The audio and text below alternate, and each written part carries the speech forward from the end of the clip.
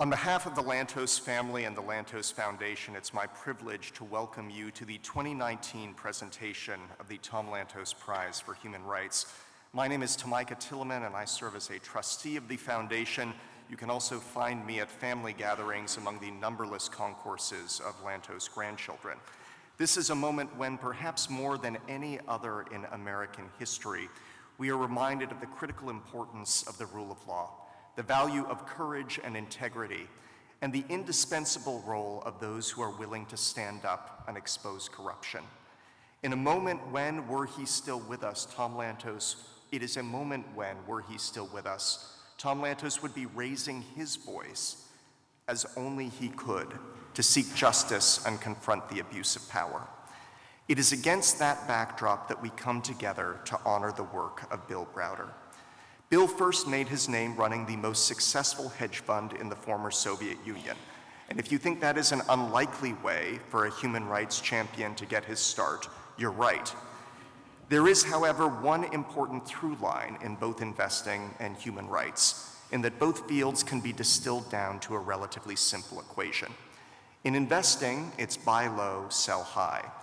And in the case of protecting human rights, it's a matter of convincing would-be abusers that the costs of their actions are greater than whatever benefit they may hope to derive by depriving others of rights, life, and liberty. Arguably, no one in his generation has done more to transform that equation than Bill Browder. A revolutionary new generation of human rights tools has emerged from his work that has radically altered the calculus of would-be abusers. We will never know how many prisoners of conscience have been spared or how many lives have been saved through his work. But in all of their names, though unknown, we thank you. We are joined today by an extraordinary cross-section of leaders and activists, statesmen and stateswomen, heroes and heroines. We are grateful to each of you for being with us. You honor Bill and my grandfather's memory, and most importantly, the cause of human rights and justice with your presence. We would like to recognize all the members of Congress that are here, and especially Chris Smith and Frank Wolf, who have been champions on this issue. We are also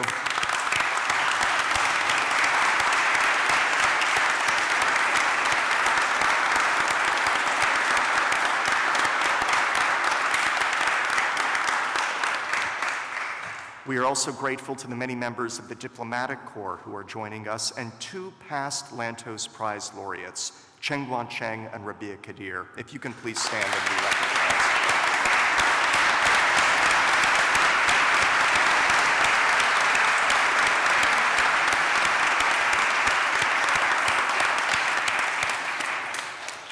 We're also thankful to have Agnes Kanyimba, the daughter of Lantos Prize winner Paul Rusesabagina.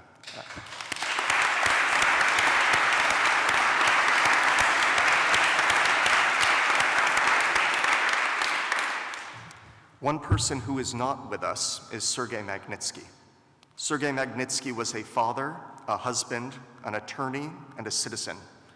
When he uncovered a case of massive tax fraud that implicated Russian officials in the theft of hundreds of millions of dollars from the Russian people, he reported the abuse. In thanks for this quiet act of patriotism, he was arrested, tortured, and eventually forfeit his life. His suffering and sacrifice provided the spark for Bill's extraordinary advocacy, and I would ask you to join me in a moment of silence to honor his memory.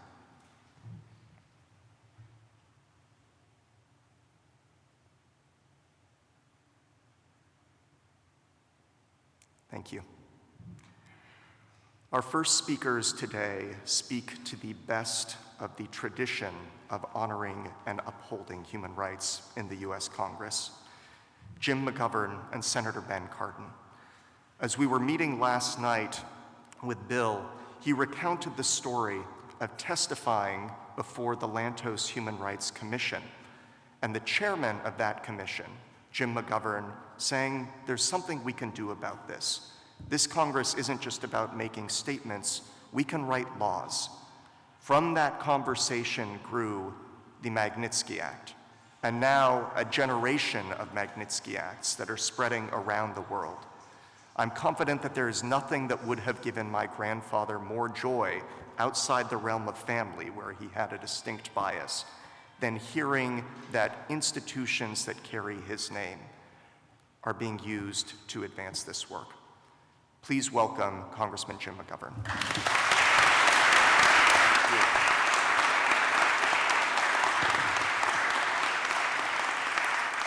Well, thank you. You'll be all happy to know I'm going to be fairly brief because I just called a vote. So you'll get to the main honoree very soon here. Let me say I'm really honored and I feel privileged and humbled to be here in the presence of some great and incredible human rights defenders who have just been recognized, with some colleagues in Congress, Frank Wolf and Chris Smith and Senator Cardin, who are human rights heroes, who have always had the courage of their convictions to do what's right. And I'm also honored to be here with the Lantos family, but especially Mrs. Annette Lantos, who is also this dynamic champion for human rights. I want to thank you as well. And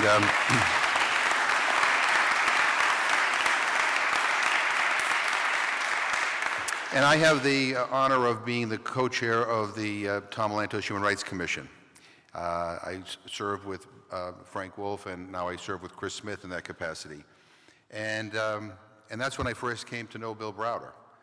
Back in May of 2010, he testified before the Lantos Commission, and he told the story of Sergei Magnitsky, a young lawyer who uncovered massive fraud and tried to do the right thing, only to have the Russian government arrest him and terribly mistreat him and ultimately kill him.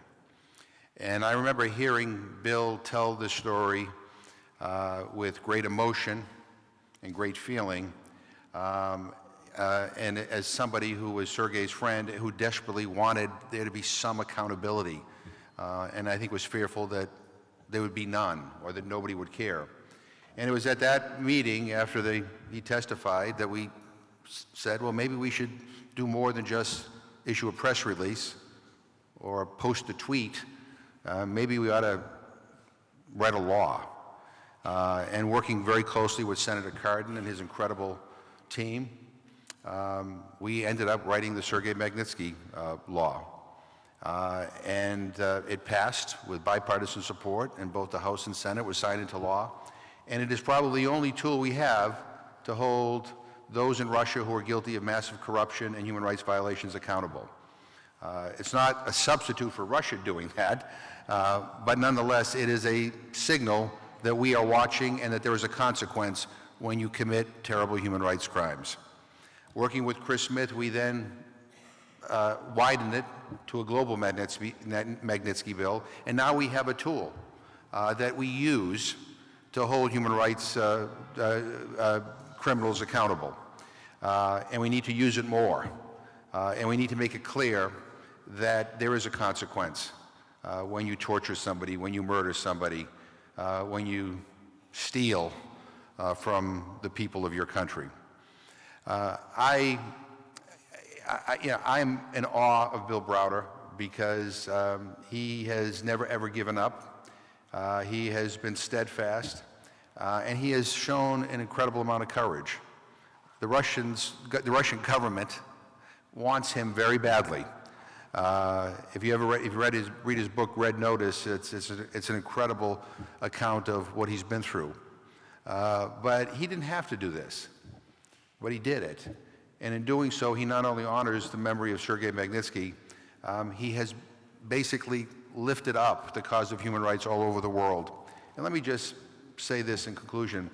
At a time when there is so much wrong in the world, when countries are moving backwards on human rights all over the place, we are grateful that there are leaders like Bill Browder. We are grateful that he helped us pave the way for the Magnitsky legislation. And I believe that as a country, the United States of America, if we stand for anything, we need to stand out loud and square for human rights. Human rights ought to be the centerpiece of our foreign policy.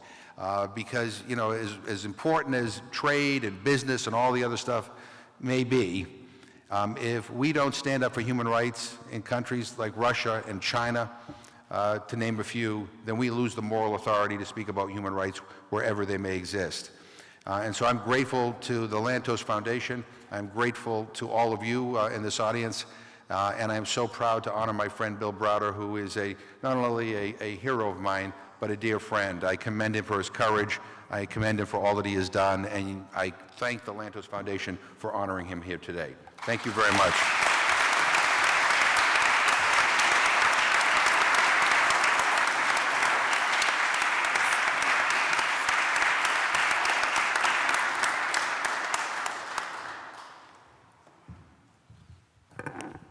Well, I could say I agree with everything that Jim McGovern just said and sit down, but I'll say more. Congressman McGovern, thank you for your extraordinary leadership on behalf of human rights. I am so pleased to be here for many reasons. First, Tom Lantos was my colleague and my friend. Tom and Annette were a fixture here in Washington and around the world. Every time we would stand up for the values of America, to tell the world that America's strength is what we believe in supporting the rights of all, it was Tom and Annette that led us in those efforts. I had the chance to travel with Tom Lantos to Budapest. I'll always remember that visit. It was quite an emotional time, of course, but we had a chance to see firsthand and relive part of his own life. I had a chance to be with Tom Lantos in Moscow. Now, I can tell you something, Bill, neither you or I can go to Moscow today, but then we went there to fight on behalf of human rights. So it's wonderful to be here to just remember the incredible gift that Tom Lantos gave us and the path that we're continuing to follow today. And I'm pleased to be here for Bill Browder. I got to first meet Bill Browder when Sergei Magnitsky was in jail before he was killed. And he told the Helsinki Commission about what was happening in Russia. Now I want to tell you something. What happened to Sergei Magnitsky is not unique in Russia and in many places around the world. The victims of human rights abuses unfortunately occur around the world. But as a result of what happened to Sergei Magnitsky, we changed the world attitude on those who violate human rights. Bill Browder did something about it. He carried out the dictate of Dr. Martin Luther King Jr., who said that each one of us is here and can make a difference. But if we motivate others, we can bring about change. Bill Browder brought about change. Through his effort, we put a face on the tragedies being committed by Mr. Putin in Russia. And the world could not be silent when they heard the story. And we were able to pass the Magnitsky Accountability Acts, first for Russia and then globally. And it's very interesting, Bill, that I've been told, and we don't have the details because the president hasn't told us the details, but your name was probably the first name mentioned in the meeting between Mr. Putin and Mr. Trump. We got to him. The Magnitsky sanctions are very much changing the behavior around the world. You've made a difference. There are now leaders recalculating whether they want to be part of being identified for sanctions under the Magnitsky statute all around the world. And there are governments that know that they have to hold accountable those who violate human rights in their own country, or the international community will act.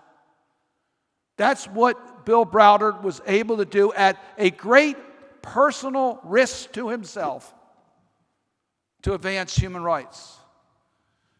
There's another reason I'm glad to be here today and be able to recall this, because, as has already been mentioned, we have great champions for human rights in the Congress of the United States. It is strongly bipartisan. I got to know and work with the late John McCain on this bill. I got to see his passion for the values, a person who suffered so much in defending our country, and how he took that passion to bring about change globally and to support the values that make America the great nation it is. I will always cherish those strategy sessions with the late Senator John McCain, as we figured out a way to get to the finish line here in America and around the world on Magnitsky Sanctions. Frank Wolf is a champion of human rights. He has motivated many of us in the Congress to action. He has stood up at times when it was very unpopular for him to stand up. And he did that time and time again, not because of the politics, because it was right. Chris Smith has done likewise.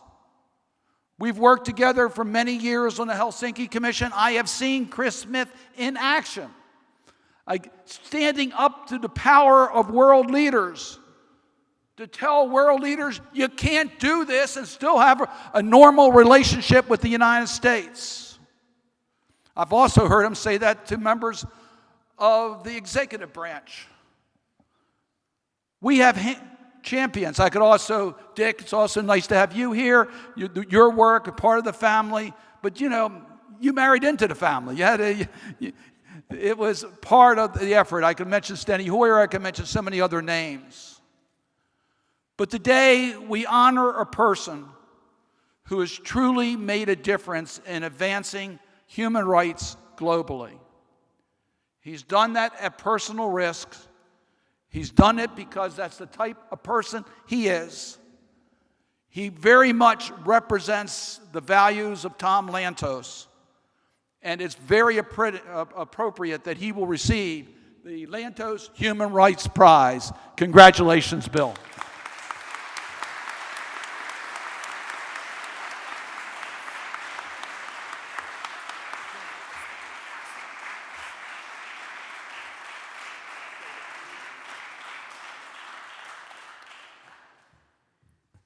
I was figuring out how I was going to just say what I could say because my notes were left at home, and it would have probably been briefer.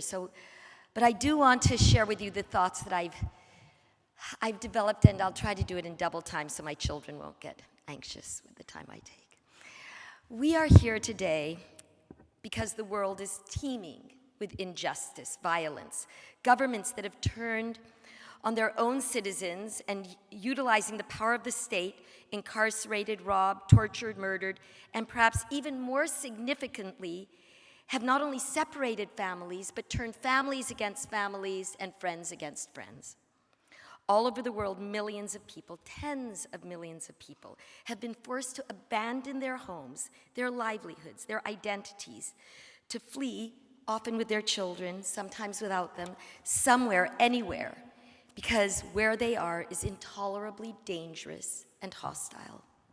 Turkey, Syria, Iraq, China, North Korea, Sudan, the list goes on and on. The crimes against humanity are of such a magnitude, on such a grand scale, that it can seem meaningless to try to push back. And this is the biggest victory for the pervasive forces of darkness, from Erdogan to Assad, from Kim Jong-un to the assortment of vicious, smaller tyrants in the world. The victory is that people near and far believe it is impossible and worthless to push back. Today, we are celebrating someone who did not believe it was worthless to push back. Bill Browder, when confronted with the arrest, persecution, and murder of one of his employees, Sergei Magnitsky, Bill Browder chose to push back. He chose to push back by seeking to create a legal mechanism that would hold some of the tyrants and some facilitators of some of this tyranny accountable in some ways. for their heinous conduct. Note, I didn't say all of the tyrants, nor all of the facilitators, nor all of the abuses, nor all of those who are responsible in all ways. There is a lesson for all good people in the world in Bill Browder's choice to push back, as he was able to with all his might while raising a family and living his own life. We can all push back. We can all do more to help the displaced, to help the mistreated, to help the persecuted around the world, and we can do more to help those who are suffering close at home as well. We must never convince ourselves that the little we can do will not make a difference. At the graduation of one of my children, at that time, Vice President Joe Biden spoke. And I loved what Vice President Biden urged the very elite graduates of this very elite school to do. He said, "You will go out and do many things in the world, but I hope you don't use your busyness as an excuse not to call that person who you know is in the hospital, not to visit a neighbor who needs your help, not to contribute to a cause, whether it's to help refugees or something else, not to convince yourself that what you're doing is so small that it's not worth it, because everything you do is worth it. Every time the idea occurs to you to do it, just do it. Don't listen to that other voice that explains why it's not really that important, because what you're doing is so small." I was on Capitol Hill a few years ago seeking to call attention to the dissolution of democracy in Turkey and the plight of tens of thousands of innocent people having their passports and their property confiscated, being extrajudicially incarcerated, and even tortured by the Turkish government. I went from office to office. I wasn't really advertising myself in any way. And I want to mention now that the office of Senator Cardin, the office of Representative McGovern, and the office of Senator McCain were exceptional in the way that they reacted to my concerns. These men don't just say these nice words. They have led their people to understand that they believe human rights and the abuse of humans is a priority on their agenda. And you felt that when you went into those offices. I want to, before closing, and I hope you can bear with me on this, take a moment to recognize my personal hero, my daughter, Charity Sunshine Tillman-Dick. Charity, in the midst of truly scathing physical trials in her last 15 years, never gave up trying to help others. And even when she lay on a table, unable to speak, unable to eat, unable to breathe without help, Charity somehow communicated to me, "Mom, it's really not so bad. Everybody around me is trying to help me. Think of the people in the world who are trying to be killed or tortured or dispossessed by the people around them." She said, "I'm very fortunate." I really appreciate this example that Charity has set. And what a profound observation from a young woman struggling for life. I hope we can, and the other thing I want to add is that as Charity sat there in that hospital room, she never forgot to ask about the people who were sweeping her floors, giving her food, or trying to administer her medications. She was always concerned about the other. For each of us, then, the challenge is, to paraphrase one of our more articulate presidents, not to ask what the universe, God, our country, or family, or friends, or neighbors, the world, can do for us, but rather, what can we do to make the lives around us a bit better by our presence and contribution? I am grateful for Bill Browder, for the work that he has done that has given hope to millions of people that something can be done. And I know we each can do something too. Thank you.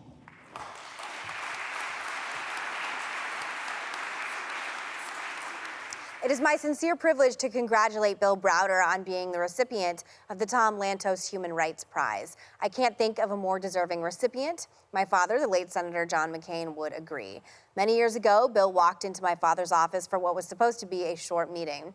One of his colleagues, a brave man named Sergei Magnitsky, had been in prison and killed by the Kremlin.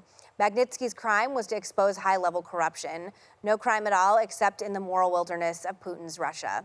Bill Browder was searching for justice. He wanted justice for Sergei Magnitsky, and he wanted justice brought upon those who killed him.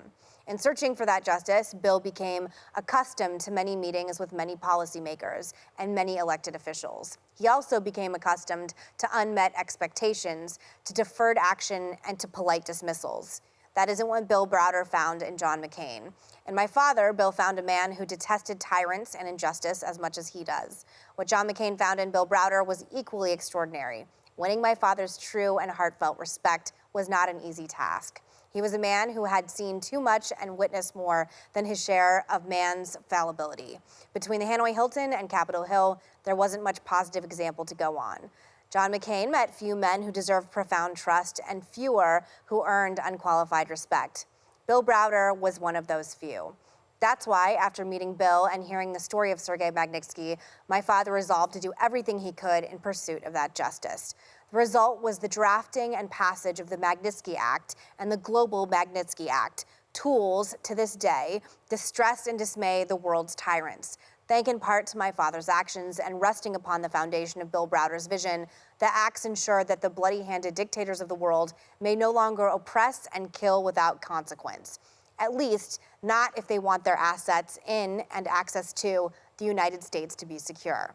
Having seen their greed and aspirations up close, Bill Browder understood that they do very much want exactly those things. So having succeeded with the Magnitsky Acts in the United States, Bill secured passage of similar legislation in 6 other countries. He is now pursuing that goal in a dozen more. What Bill Browder has achieved is nothing less than the creation and passage of one of the most effective human rights measures in this century. There's a reason Vladimir Putin considers him enemy number 1. It's the same reason my father respected and admired him. It is therefore entirely fitting that Bill joins the likes of the Dalai Lama and Elie Wiesel in receiving the Tom Lantos Human Rights Prize today. Bill is precisely the sort of man whom the prize was created to honor. The late Congressman Tom Lantos was a passionate advocate of human rights and a champion of decency, dignity, respect, and freedom the world over. As the only Holocaust survivor ever elected to Congress, Tom Lantos understood the importance of defending basic values, both at home and abroad. My father was proud to call Tom Lantos a friend, just as he was proud to call Bill Browder a friend. Hemingway, my dad's favorite author, wrote, quote, "The world is a fine place and worth fighting for." He believed that despite having seen it and its worst. In Tom Lantos and Bill Browder, he founded friends with that same faith. Bill, you so richly deserve this recognition. Your work is written in the lives of men and women who live free because you stood up to tyrants. Your legacy is in the hearts of all who love liberty. What a privilege to know you. What an honor to call you a friend. Most of all, what a joy to see you recognized today.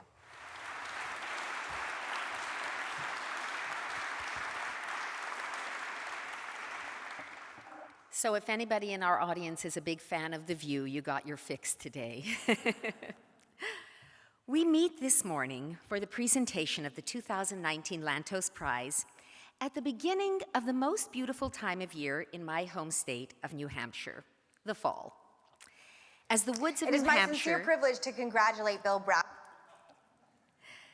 As the woods of New Hampshire begin to turn into incredible hues of autumn, my mind always turns to one of the greatest poems by New Hampshire's own Robert Frost, who, incidentally, was my father's favorite poet. It begins with these words: "Two roads diverged in a yellow wood."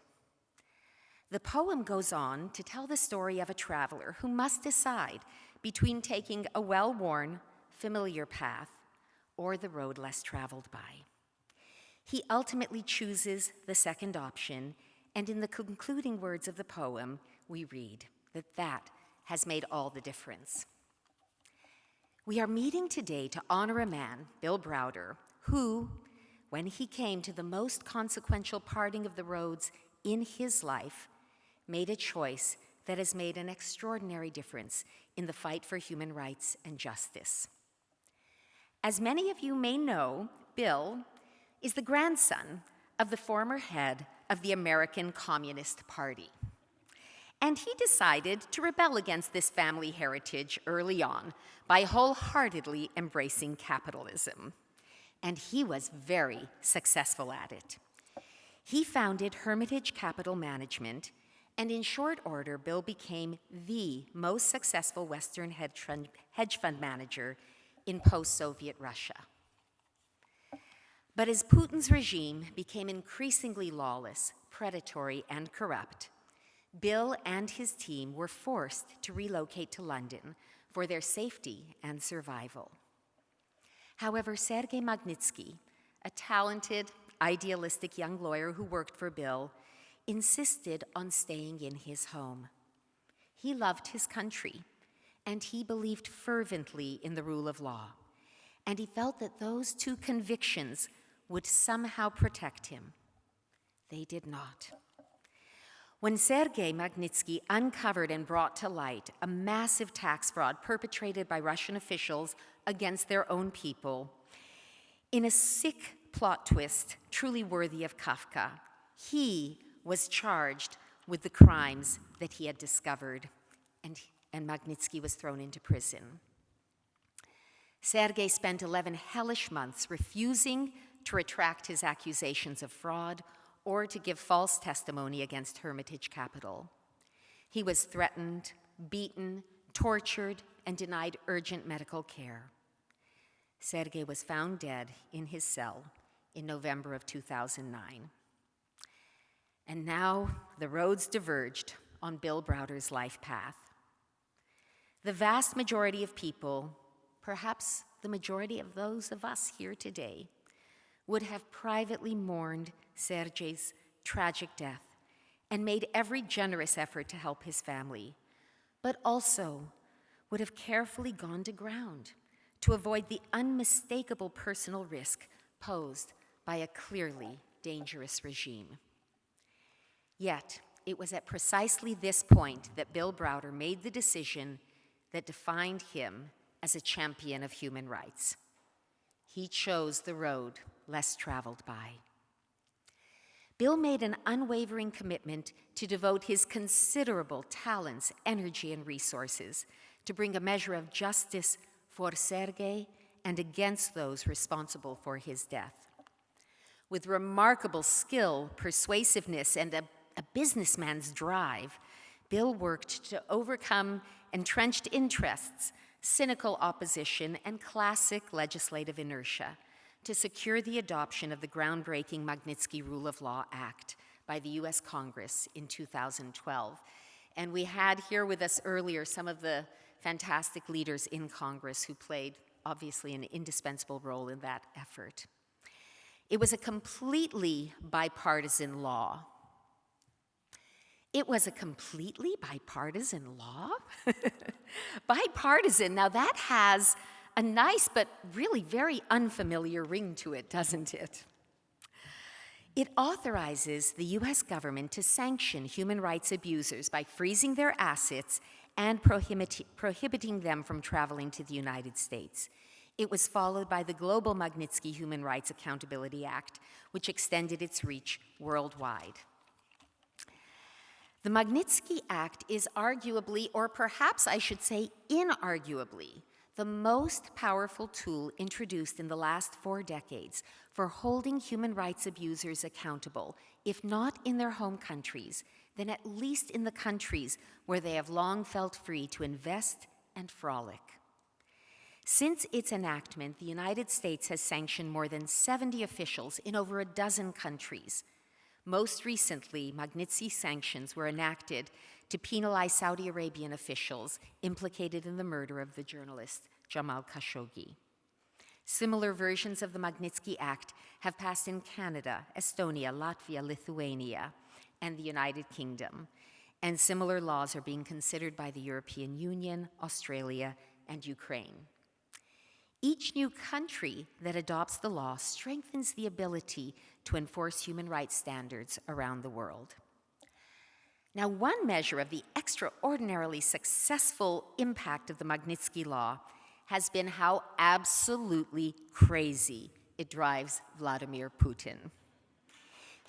Yeah, let's clap for that.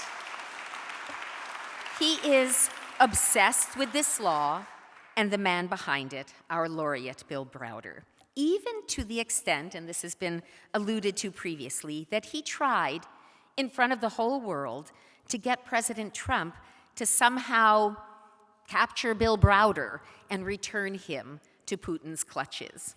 It's truly insane. But it underscores something we must never forget. Bill's crusade for justice has come at a terrible personal cost.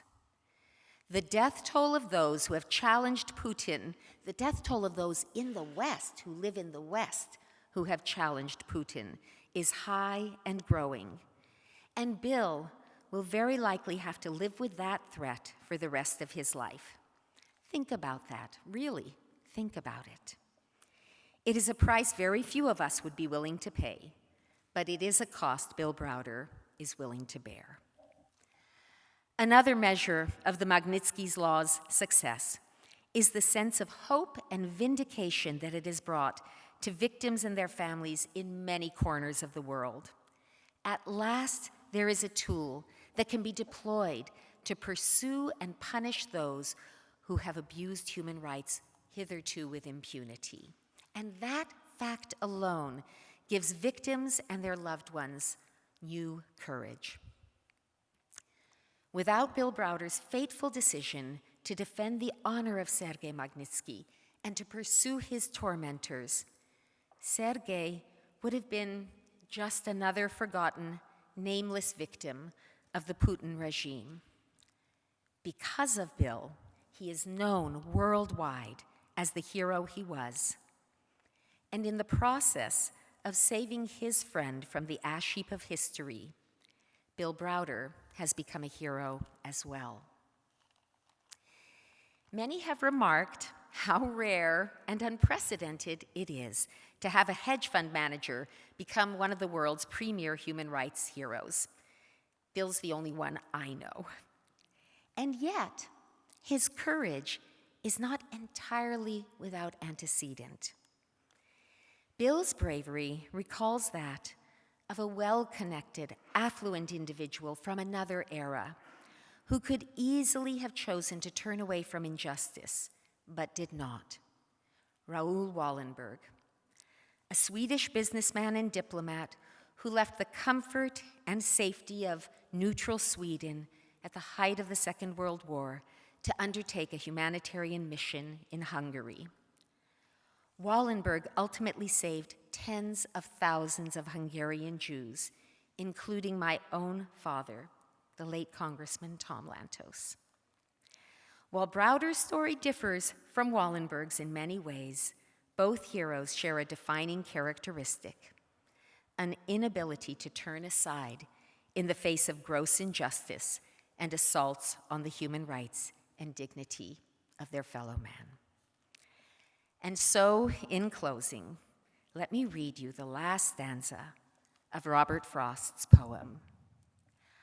I shall be telling this with a sigh, somewhere ages and ages hence. Two roads diverged in a wood, and I took the one less traveled by, and that has made all the difference. Thank you, Bill Browder, for making all the difference.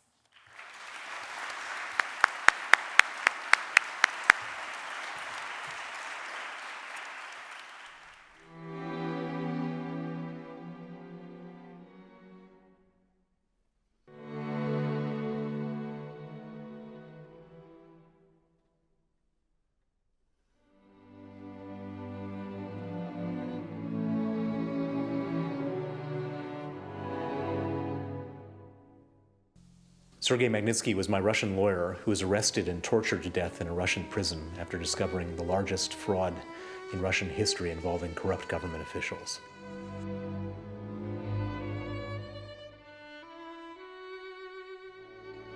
It's a tragedy if anyone dies.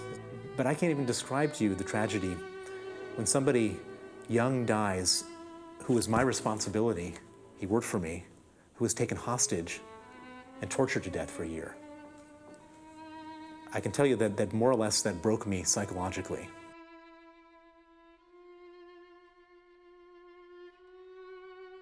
At that moment in time, it was just pure heartbreak and hysteria. But when I was finally able to think clearly, I realized that I had only one choice, which was to put aside everything else I was doing and devote all of my time, all of my resources, and all of my energies to going after the people who killed him.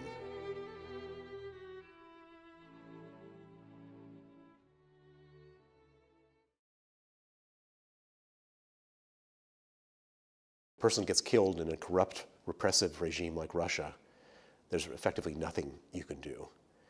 And for me, I wasn't willing to accept that. I wasn't willing to walk away and just say, put my hands up in the air and say, the world is unfair and unjust.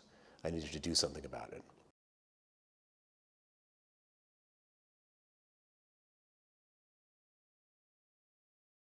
I said, you know, Bill, I don't think there's much we can do about your visa. And he said, that's not what I'm here for. He said, you know, can you give me 15 minutes to tell you this story? And I said, well, you know, sure. And again, he told the story, and my reaction was, can you tell it again?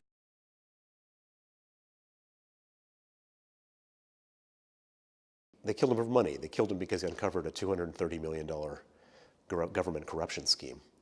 And those people don't keep that money in Russia. They keep that money in the West. They buy villas and houses and yachts and planes. They go shopping on Fifth Avenue and in Belgravia in London. And I realized that there was some leverage in the West to stop this, to punish this. And that would be to take away their ability to travel and take away their ability to spend their money in the West. And that was the idea of the Magnitsky Act. There's this fundamental double standard, this fundamental hypocrisy, right at the heart of Putin's system of power, where you have the same people who attack and violate and undermine and abuse the most basic norms of democracy and the rule of law in Russia, in our country, but then want to go to the West and enjoy all the privileges and the protections and the freedoms and the opportunities that democracy and the rule of law offer in the West. And that is what the Magnitsky Act is designed to stop. We drafted the legislation that basically would hold human rights violators to account by denying them the right to travel here, by freezing their assets so they can't hide their money in our banks. And we thought it was important that they know that there's a consequence to their behavior. By living up to that principle, we honor the life and memory of Sergei Magnitsky. Our nation and free people everywhere must continue to draw strength from his example. And with that strength, renew Sergei was killed because he was my lawyer. He'd still be alive today if Sergei hadn't been my lawyer. And so I bear a huge responsibility for his murder. I also believe that Sergei, who was in a far more precarious and dangerous situation than me, acted with unbelievable bravery and integrity.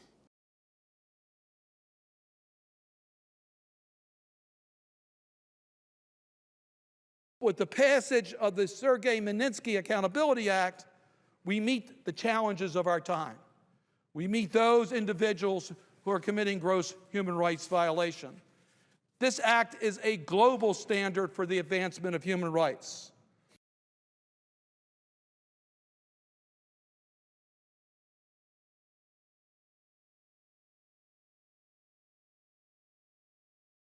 We may not be able to change what's going on in your country, but we do have something to say when it comes to whether you can come here and whether you can use our, great financial system, right, and benefit from the rule of law that, having your money over here gives you that benefit even if you've despoiled it in your own country.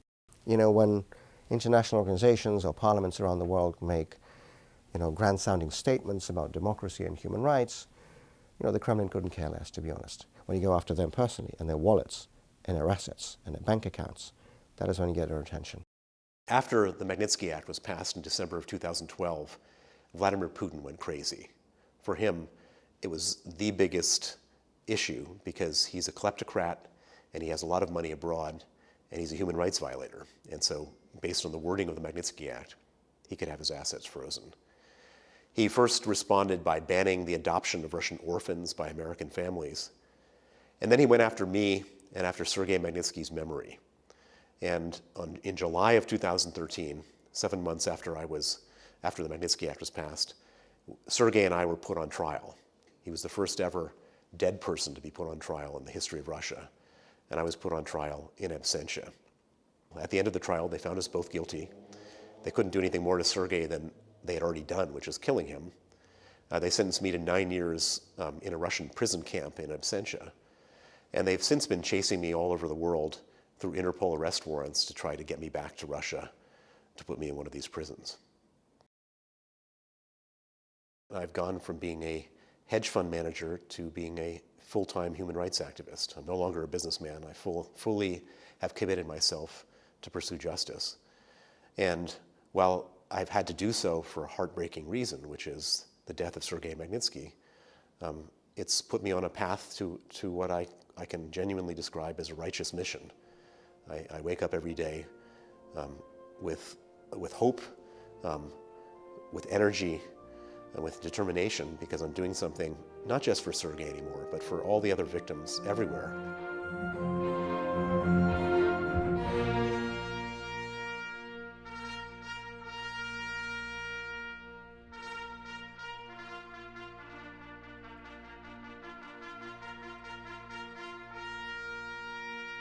Before the Magnitsky Act, dictators and their minions could torture and kill without any consequence. With the Magnitsky Act, there's a consequence, and it's a real consequence. It's a consequence which affects them very profoundly. They all torture and kill, and they all enjoy the fruits of their crimes by vacationing in the West, keeping their money in the West, having property in the West.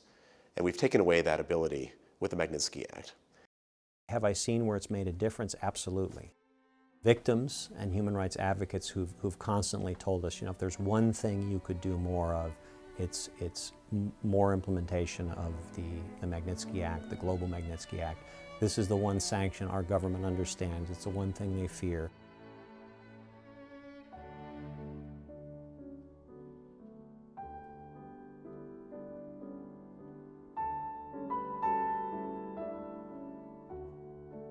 After Sergei Magnitsky was murdered, many of my friends said to me, "Bill, this is terrible, it's tragic, there's nothing you can do. Walk away, go to ground. Don't try to tilt at windmills." And for me, the idea of doing that would have poisoned me from the inside, and I would have never been able to live with myself. By doing what I've done for the last 10 years, fighting for justice, getting the Magnitsky Act passed, getting judgments against the Russian government, it does make me feel like we're getting a little bit of the way there. And I can live with myself with this type of success. And the more we do, the better I feel. And I'll continue doing what I'm doing.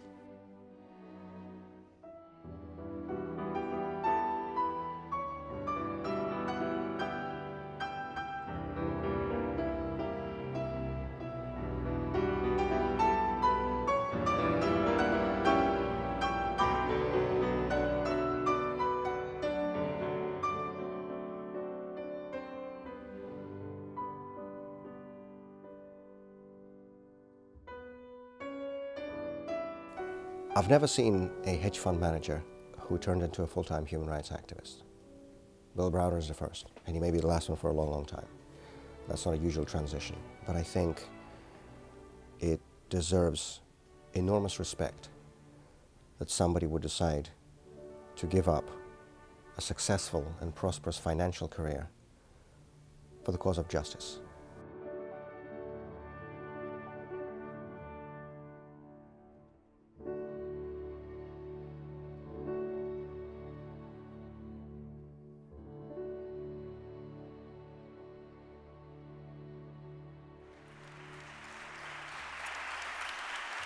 It's now my pleasure to place on the 2019 Lantos laureate our distinguished Lantos Prize Medal.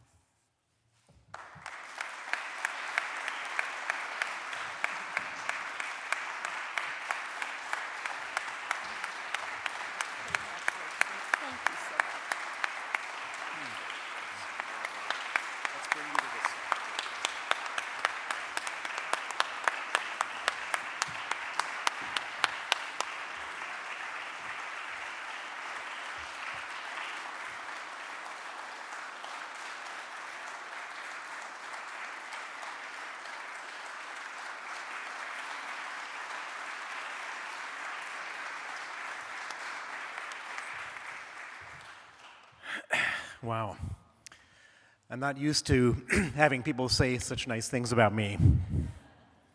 I'm spending most of my time having my enemies say bad things about me. And so it's really unusual and warm to have such a gathering of friends, allies, supporters, and compatriots here today. Particularly honored to be among such heroes as Chen Guangchen and many of the other laureates who have received this prize in the past. It really is something special and wonderful. My story is a very unlikely story in every respect. I was the grandson of the leader of the American Communist Party, and I became a hedge fund manager in Russia. That was unlikely. Things went bad in Russia when I started getting upset with the corruption and exposing the corruption in Russia, which led to this terrible, horrific tragedy of Sergei Magnitsky. And I became a human rights activist, and that's an unlikely story. But in a certain way, the most unlikely part of the story is how this campaign for justice, how my outrage over the murder of Sergei Magnitsky has grown in such unbelievable ways that I could have never expected. I don't think anyone could have ever expected how it would have all played itself out. When Sergei Magnitsky was murdered on the night of November 16, 2009, and I learned about it the next morning, it was the most horrific, heartbreaking, life-changing thing that could have ever happened to me. And once I was able to get through all the hysteria and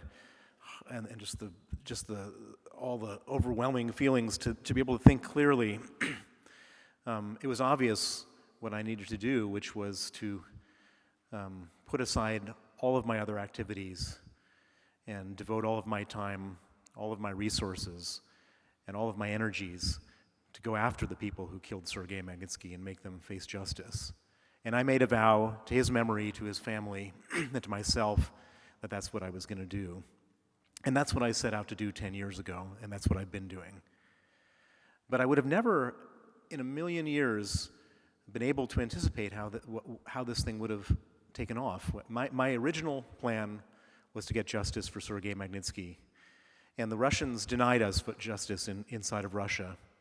The Putin regime and Vladimir Putin personally got involved in exonerating everybody who played a role in Sergei's false arrest, torture, and death.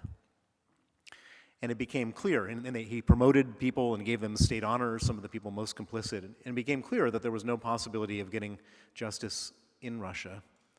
And that's when I came to Washington. And I realized one thing, and this comes from my hedge fund background, which perhaps is a unique feature of this whole story, which is that the people who killed Sergei Magnitsky killed him for money. And I know where they keep their money. They keep their money here in the United States. They keep it in London. They keep it in villas in the south of France. And they send their girlfriends and their kids on vacations all over the world, and we all see them. And so I came to Washington with a very specific ask, which was, at the very beginning, it was just an ask. I went to Senator Cardin and Kyle Parker, who worked for him, and I said, "Can we ban their visas?" That was my first ask. And there was a piece of legislation, an executive order that existed that allowed the State Department to ban visas of human rights violators. And Senator Cardin wrote to the State Department and said, "Here's a list of 60 people who were involved in Sergei Magnitsky's murder and torture. Please ban them." And the State Department wrote back to him saying, "Thank you very much, but we're unable to process your request at this time." At that point, I was invited by Congressman McGovern to testify in front of the Lantos Human Rights Commission in the House of Representatives. And that was when I told the story of Sergei Magnitsky to Congressman McGovern and the other members of the commission. And I was up on a panel with a whole bunch of extremely successful, highly esteemed human rights activists who were all there having been highly trained in giving testimony, and they all cited horrific statistics about what was going on in Russia, the number of extrajudicial killings and disappearances and so on. And I was feeling, and I think I was up 5th out of 6 or something, and I was feeling very inadequate because I didn't know how to prepare for a congressional hearing. I didn't have any statistics. I was feeling really uncomfortable, and all I could do was spend my 7 minutes telling the story of Sergei Magnitsky. And I told it from the heart. I didn't read from any documents, and I looked at the members of the commission in the eye when I told the story. And at the end of my testimony, Congressman McGovern said, I've sat in this seat for a number of years, and I've heard a lot of statistics, but when you zero it down into one individual story like you've just done, that changes everything. And I had asked him, could you support Senator Cardin in his request to the State Department? That was my ask at the end of my testimony. And he said, we can do a lot more than that. We make laws in Congress, and we're going to make a Magnitsky Act. And that was the beginning of a long process in the House of Representatives with Congressman Wolf and Congressman McGovern, Senator Cardin, Senator McCain, Senator Wicker, Senator Lieberman, that ended up with the Magnitsky Act being put forward. And this was back in a time when there was no Russian torture and murder lobby in Washington. And it went to the Senate, and it passed 92-4. It passed the House of Representatives with 89%, and it became a federal law on December 14th, 2012, the Sergei Magnitsky Act. And Vladimir Putin, as Katrina said, went out of his mind. He banned the adoption of Russian orphans by American families. And that's bad, but it sounds bad, but it's actually much worse. The orphans that were being put up for adoption by the Russians were not the healthy ones, they were the sick orphans, the ones that were suffering from Down syndrome, fetal alcohol syndrome, HIV, etc. And Americans would come with their open arms and open hearts, bring these children back to America and nurse them to health. By banning the adoption of these children, Vladimir Putin was sentencing some of his orphans to death because he was trying to protect his corrupt officials. He was so angry with the Magnitsky Act. He made it his single largest foreign policy priority to try to repeal the Magnitsky Act. He sent his emissary to Trump Tower on June 9, 2016 to try to convince Donald Trump Jr., Paul Manafort, and Jared Kushner to repeal the Magnitsky Act if their father got elected. But I'm very happy to say that the Magnitsky Act has not been repealed. It's gone from strength to strength. In 2016, the Global Magnitsky Act was passed. We took this to Canada. The Canadian Parliament unanimously passed a Canadian Magnitsky Act. Lithuanians unanimously passed a Lithuanian Magnitsky Act, a Latvian Magnitsky Act, an Estonian Magnitsky Act, and even a British Magnitsky Act. And we're currently working on an EU Magnitsky Act, which would really hit the bad guys where it counts. They all have houses in the south of France and Spain and so on. The Magnitsky Act isn't just for Russia anymore. It's for bad people everywhere. And for me, one of the greatest parts of the story, and one of the most unexpected parts of the story, is how it's given hope to people everywhere. I've become close with a number of dissidents from other countries. We have here today members of the Uyghur community, activists in Hong Kong, and both of those stories are horrifying stories, absolutely horrifying stories, where people are being beaten, tortured, killed, genocide going on of China against the Uyghur community. And this is exactly what the Magnitsky Act is meant to do.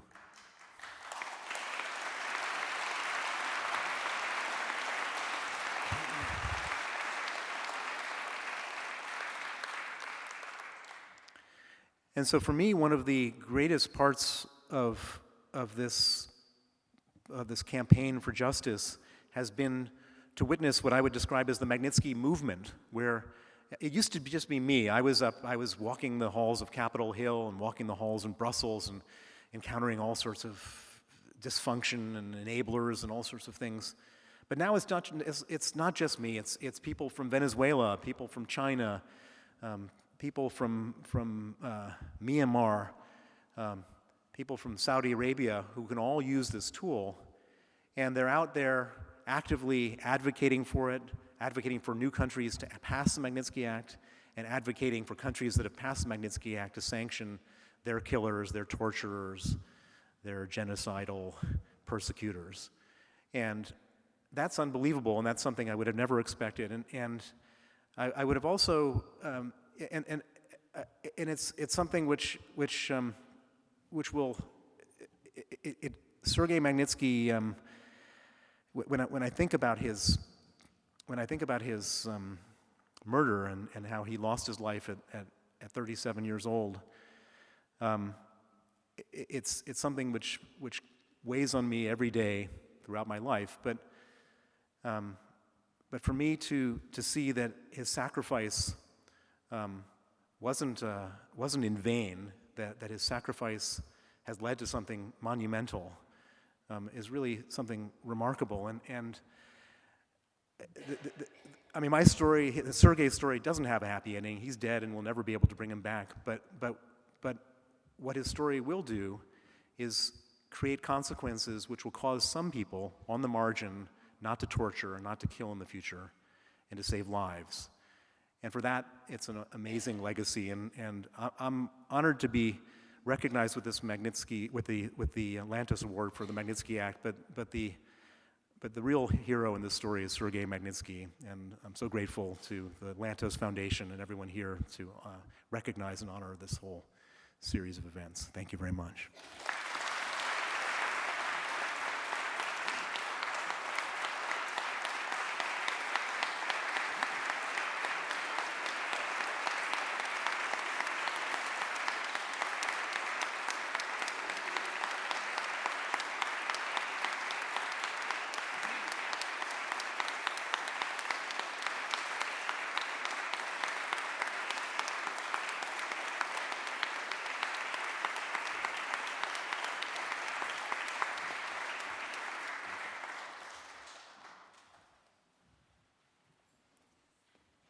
Bill, we could have no more worthy recipient, and we are so deeply grateful for your work and the legacy that you have created around these issues. We are past time, and I am going to dispense with my prepared remarks, but I would like to make 3 points in conclusion. The first will sound unlikely at its outset, but I hope you'll understand why I raise it. I, like I'm sure many of you in this room, spent the first portion of this week in New York at the United Nations General Assembly. And while there, the overwhelming focus of the agenda was on realization of the United Nations Sustainable Development Goals, 17 key objectives that leaders from around the world have agreed on as a combined collective set of ambitions for the world going into 2030. These are wonderful goals like the eradication of poverty, the provision of housing, energy, better infrastructure, conservation, clean water. But there's a big problem. There's not enough funding to realize even a portion of these objectives at the moment. The amount of money lost worldwide to tax evasion each year is $3.1 trillion. The amount of money lost to corruption worldwide each year is $3.4 trillion. Not coincidentally, this is almost the exact amount of money that would be needed to fund the complete realization of the United Nations Sustainable Development Goals agenda. Every issue that we all claim to care about comes back to this challenge. So the work that Bill is doing is much larger than human rights, as important as that cause may be. It touches every single subject that we care about. The second point, I was asked several years ago to attend one of the largest meetings of hedge fund managers in the world. And after 3 days inside dark rooms, listening to how these different titans of industry could work to short different companies, I realized, excuse me, that this was a place that did not have, shall we say, an overabundance of moral fiber. And to see Bill emerge from that universe to do what he's done means that none of us have any excuse, regardless of what it is that we do.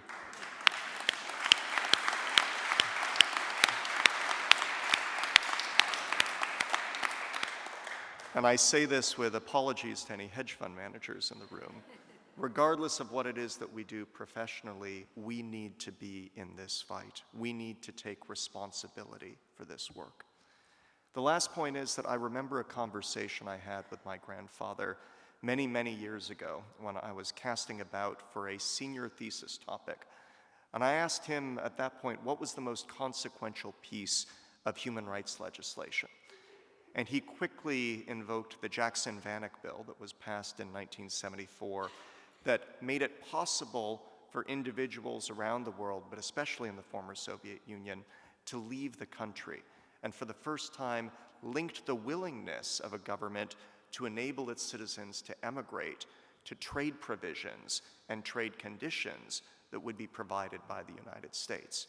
And it was transformational in its day. If he were with us now and we asked him what was the most consequential piece of human rights legislation in our generation, I am confident he would say that it was the Magnitsky Act. The challenge is that those who oppose human rights continue to innovate. Those who oppose human rights continue to develop new tools to advance their work. So we need to continue to develop new tools to advance ours. That task of innovation, that task of creativity in the preservation of the principles that we care about is what brings us together today. It is the cause that unites us. It is the charge that we accept, and it is the mission to which we must pledge our lives, our liberty, and our sacred honor as generations before us have pledged. That we will all join in that effort is my prayer, and that we will continue to come together regularly to reignite our commitment to this cause is my hope. We thank you for being here today, and we look forward to working with you to preserve the cause of human rights around the world.